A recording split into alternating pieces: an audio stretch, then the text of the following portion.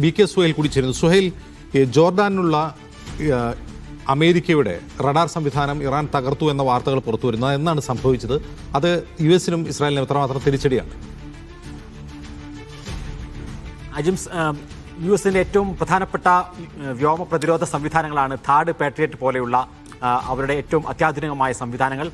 അതിൽ ഇപ്പോൾ താഡ് എന്ന് പറയുന്ന യുഎസിന്റെ ഏറ്റവും പ്രധാനപ്പെട്ട പ്രതിരോധ സംവിധാനമായിരുന്നു ഉണ്ടായിരുന്നത്.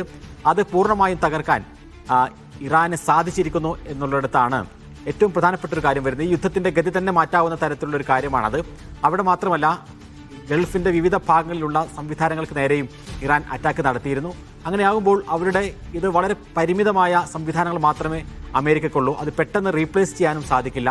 അതുകൊണ്ട് കൂടിയാണ് ഇപ്പോൾ ഈ ഒരു പ്രതിരോധ സംവിധാനങ്ങൾ ആകെ പ്രശ്നത്തിലാകുന്ന ഒരു സാഹചര്യത്തിൽ കൂടിയാണ് യു.എസ്. പ്രസിഡന്റ് ഡൊണാൾഡ് ട്രംപ് പ്രത്യേക യോഗം വിളിക്കുകയും അടിയന്തരമായി കൂടുതൽ ആയുധങ്ങൾ ഉണ്ടാക്കണം എന്ന് പറയുകയുമൊക്കെ ചെയ്തത്.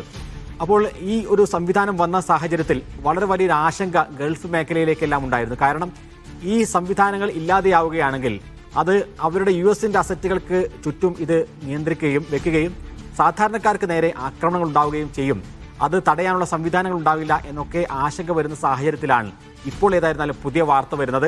ഗൾഫ് രാഷ്ട്രങ്ങളെ ആക്രമിക്കില്ല എന്ന വാർത്ത വരുന്നത്. അതിന് പിന്നിൽ കുറച്ചുകൂടി കാര്യങ്ങൾ ഉണ്ട്. കാരണം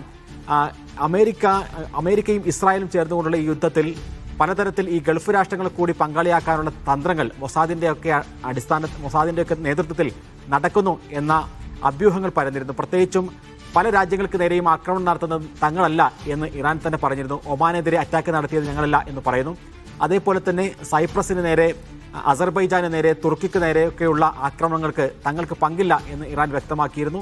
പ്രത്യേകിച്ചും ഗൾഫ് മേഖലയിലുള്ള എണ്ണപ്പാടങ്ങൾക്ക് നേരെയും ഊർജ്ജ സംഭരണശാലകൾക്ക് നേരെയും പ്രധാനപ്പെട്ട അവരുടെ സാമ്പത്തിക മേഖലകൾക്ക് നേരെയൊക്കെയുള്ള ആക്രമണം അത് തങ്ങളല്ല നടത്തിയത് എന്ന് ഇറാൻ പറയുകയും പക്ഷേ ആക്രമണം ഉണ്ടാവുകയും അത് തുടരുകയും ചെയ്ത സാഹചര്യത്തിലാണ് ഇപ്പോൾ ഇറാന്റെ പ്രസിഡന്റ് മസൂദ് പെസഷ്കിയാൻ ഇത്തരമൊരു തീരുമാനത്തിലേക്ക് പോയിട്ടുള്ളത് എന്നാണ് നമ്മൾ മനസ്സിലാക്കുന്നത്.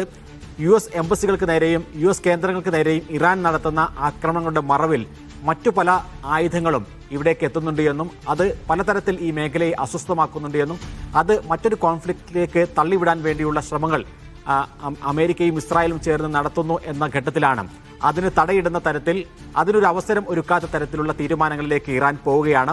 അത് ഈ യുദ്ധത്തിലെ നിർണായകമായ ഒരു കാര്യമായിരിക്കും. അതിനി പോകുന്നത് സ്വാഭാവികമായും ഇറാന്റെ ആയുധങ്ങൾ ഇനി പോകുന്നത് ഡയറക്റ്റായി ഇസ്രായേലിന് നേരെ തിരിയാനുള്ള ഒരു സാധ്യത കാണുന്നു. ഇറാന്റെ കയ്യിൽ ഇപ്പോഴും ആയുധങ്ങളുടെ വലിയ ശേഷിയുണ്ട്. കഴിഞ്ഞ ദിവസം IRGC പറഞ്ഞത് ഞങ്ങൾ വർഷങ്ങൾക്ക് മുമ്പ് രൂപപ്പെടുത്തിയ ജോർഡാനിലെ യുഎസിന്റെ നിർണായകമായ വ്യോമ പ്രതിരോധ സംവിധാനം ഇറാൻ ബോംബിൽ തകർന്നു എന്ന വിവരമാണ്. അത് റിപ്ലേസ് ചെയ്യുന്നതിന് സമയമെടുക്കും.